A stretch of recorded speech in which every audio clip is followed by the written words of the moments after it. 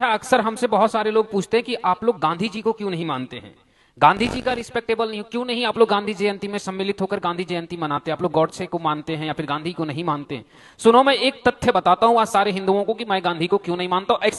Exact date के साथ मैं बताऊंगा, प्रमाण के साथ, इस इतिहास को कितना हिंदुओं से छुपाया गया। बस एक घटना मैं आपको बताता हूं। आप भी अगर गांधी को मानने वाले हैं, अगर आप हिंदू हैं, तो आपको स्वयं से नफरत हो जाएगी गांधी से। बस आप इतिहास को सुनिए। ये घटना 1946 की है। 1946 1946 आजादी से एक साल पहले दिल्ली में एक मंदिर था, वाल्मीकि मंदिर। गांधी जी उस मंदिर में अचानक कुछ सहायकों के साथ पहुंचते हैं और पहुंचने के बाद हिंदुओं के भीड़ में सबसे आगे जाकर के बैठते और अचानक अपनी थैली से कुरान निकाल करके कुरान और नमाज पढ़ने लगते हैं। और जब कुरान और नमाज पढ़ने लगते हैं तो वहां पे बैठे हुए एक हिंदू महिला को बुरा लगता है और वह लाकर के गांधी जी से विरोध करती है कि गांधी जी, आप ये कुरान हिंदू मंदिर में नहीं पढ़ सकते। तो गांधी जी उस महिला से बहस करने लगते हैं और गांधी जी ने कई अभद्र भाषाएं उस महिला को बोले। वो जो गांधी जी महिला सम्मान की बात करते थे, एक हिंदू महिला देख करके भी सम्मान उनकी खो गई और उनके साथ बहस करने लगे।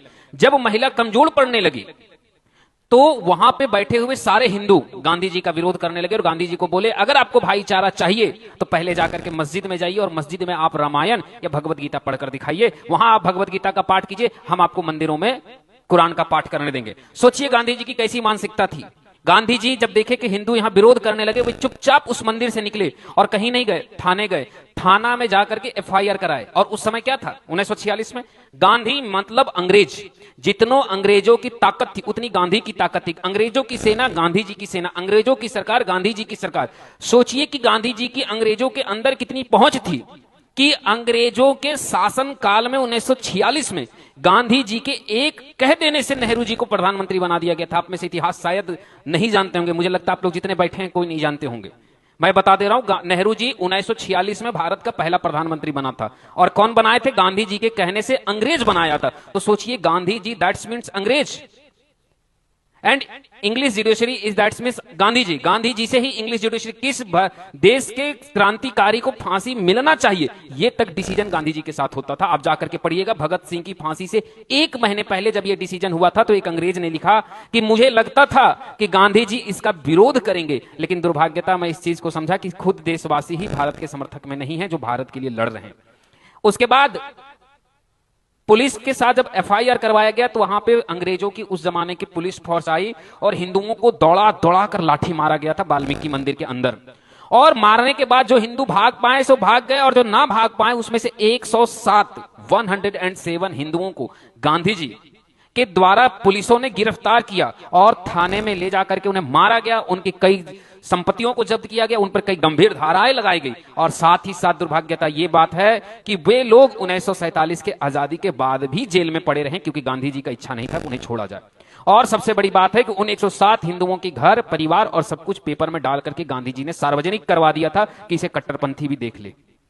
उसके बाद देश में सारे हिंदू जब इस बात को जान गए तो गांधी जी का विरोध में कितने हिंदू उतरने लगे। तब गांधी जी ने एक नया नारा दिया, हे राम, मैं राम भक्त हूं। आप जाकर के पढ़िए, जहां पे मंदिर टूटा गांधी जी साथ दिए। पाकिस्तान में सरेआम हिंदू संतों का अब्दुल और रहीम कई जगहों पे हत्या किया गया। गांधी जी ने खड़ा होकर के सबके सामने कहा कि ये गारंटी है कि मैं इसका साथ देता हूं, इसको राइट है इसकी हत्या करने का। गांधी जी हमेशा साथ दिए। फिर अचानक ऐसा कैसे मन बदल गया कि 1946 के बाद वो कहने लगे कि राम के चलते ही देश चल रहा है, राम से मैं हूं, मुझसे राम नहीं, मैं राम का हूं, मैं हे राम ही मेरे राज्य। अब आप कल्पना कीजिए कि जिसने जीवन में राम के बजाय कुरान पढ़ी, जिसने राम के हर दोहे को बदल दिया, रघुपति राघव राजा राम पतित पावन, सीता राम को बदल दिया, ईश्वर अल्लाह तेरो नाम सबको सम्मति दे भगवान, ऐसे ऐसे दोहे कर दिए गए, प्रार्थनाएं बदल करके इस्लामीकरण कर दी गई। क्या उस व्यक्ति के मन में, गांधी जी के मन में राम बैठ सकते थे? फिर भी गांधी जी 1946 के बाद राम राम का नाम जटे। तो आप समझ लीजिए कि वो किस प्रकार से हिंदुओं के समर्थक थे। उसके बाद यही नहीं, गांधी जी ने हिंदूवादियों को तो मंदिर में तो इतना किए सो किए। उसके बाद जब देश आजाद हुआ तो भारत पाकिस्तान का बंटवारा हुआ तो गांधी जी ने कहा था कि पाकिस्तान से आने वाले हिंदुओं को यहां नहीं आने चाहिए। अगर उनकी मां बहन बेटियों के साथ बलात्कार हो, चाहे जो भी हो, उन्हें पाकिस्तान में ही रहना चाहिए। यानी जो हिंदुओं को ने वोटिंग नहीं किया, सत्ता में गांधी नेहरू, उसके बाद वोटिंग किया मुसलमानों ने और देश बांट करके दे दिए। सोच करके देखिए कि हैदराबाद और पश्चिम बंगाल दो जगह पर दंगा हुआ। पश्चिम बंगाल में दंगा मुसलमानों ने शुरू किया, हैदराबाद में दंगा मुसलमान शुरू किए। महीने भर हिंदू कटते रहे, लेकिन गांधी जी उठ करके ना हैदराबाद पहुंचे ना बंगाल पहुंचे। लगभग आपको यह भी इतिहास गलत बताया जाता है, गोपाल पाठा उठकर लड़, 1 महीने तक जब हिंदू का नरसंहार हुआ तब गोपाल पाठा थक गए और जान गए कि गांधी जी अब नहीं आने वाले, कोई देश में हिंदुओं को बचाने वाला नहीं है। तब गोपाल पाठा युद्ध के लिए तैयार हुआ और जैसे ही उन्होंने कुछ दिन मात्र मुसलमानों का प्रतिकार किए, गांधी जी सीधे हैदराबाद छोड़ करके बंगाल पहुंचे और बंगाल में गोपाल पाठा को हथियार धरने के लिए विवश करने लगे। सोच कर देखिए, 10,000 हिंदू महिलाओं का बलात्कार 1947 में आजादी के बाद हैदराबाद में हुआ। वहां गांधी जी नहीं गए, मात्र 1000 मुसलमानों की हत्या बंगाल में हुई गोपाल पाठा के द्वारा। पहुंच गए, उससे पहले 1000 हिंदुओं से अधिक की हत्या हुई, गांधी जी नहीं पहुंचे। अब आप बताइए कि मैं कैसे ऐसे व्यक्ति का सम्मान करूं जो मंदिर की गरिमा को भंग करे, जो मंदिर में घुस करके लाठीचार्ज करवा दे, जो मंदिर के हिंदुओं को गिरफ्तार करवा दे। क्या भाईचारा केवल हम ही निभाएं? क्या हम उस व्यक्ति का सम्मान करते जो पाकिस्तान में आर्य समाज के संतों के निर्मम हत्या को सही बताता हो और संतों की हत्या को जायज ठहराता हो? अब अगर मेरी ये बातें आपको गलत लगती हो तो अब मैं आपको आधार देता हूं। ये बातें हिंदुओं से ऐसी विश्वासघात करने के कारण एक पुस्तक लिखा गया, विश्वासघात। आप उस पुस्तक में जाकर के इस इतिहास को पढ़िएगा, आपको सारी इतिहास मिल जाएगी। और केवल यही नहीं, आपके पास गूगल होगा, आप मोबाइल में सर्च कीजिएगा दिल्ली मंदिर, वाल्मीकि मंदिर में गांधी जी द्वारा नमाज पढ़ना, आपको पूरा इतिहास मिल जाएगा। पर पूछिए, भारत के किसी भी एनसीईआरटी पुस्तक से लेकर के किसी में भी हमें इतिहास नहीं बताया गया। अब आप अगर हिंदू हैं, आप सेकुलर के ठेकेदार हैं, तो मुझे इससे मतलब नहीं। बस मेरी ये वीडियो देखने के बाद आप बताइए कि क्या गांधी को जिस हिसाब से आप कहते हैं उस हिसाब से वास्तव में थे? क्या हमें गांधी को सर्वोपरि मानना चाहिए और क्या हमें गांधी के इस प्रकार से हिंदुओं के साथ किए अन्याय को हमें सहना चाहिए और हम गांधी का सम्मान करें, ये मान्य हो?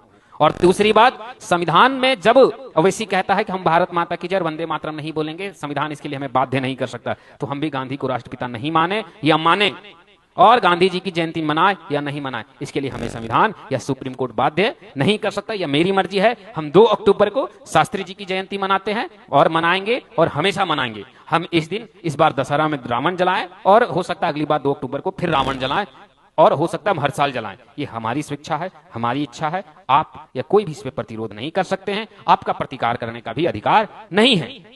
और अगर आप हमसे बहस करना चाहते हैं तो आप सीधा बहस कीजिए, इस प्रकार से आप हिंदुओं को टारगेट मत कीजिए। मैंने तथ्य के साथ बात की है। जय श्रीमन नारायण, राधे श्याम। यह वीडियो हर हिंदू, जिस हिंदू के पास पहुंच रहा है, इसे 10 हिंदू तक शेयर कीजिए, अपने भाई बहन ग्रुप में शेयर कीजिए। ऐसे ऐसे क्वेश्चन यूपीएससी में भी कल को आ गया तो आपके लिए काम देगा। और ये वीडियो इतने हिंदुओं तक पहुंचाइए कि जिन हिंदुओं को सेक्युलरिज्म का यहाँ चश्मा बांध करके आज गांधी को राष्ट्रपिता मानते हैं, उन्हें भी यह पता चले कि कितने बड़े राष्ट्रपिता थे। जय श्रीमन नारायण, राधे।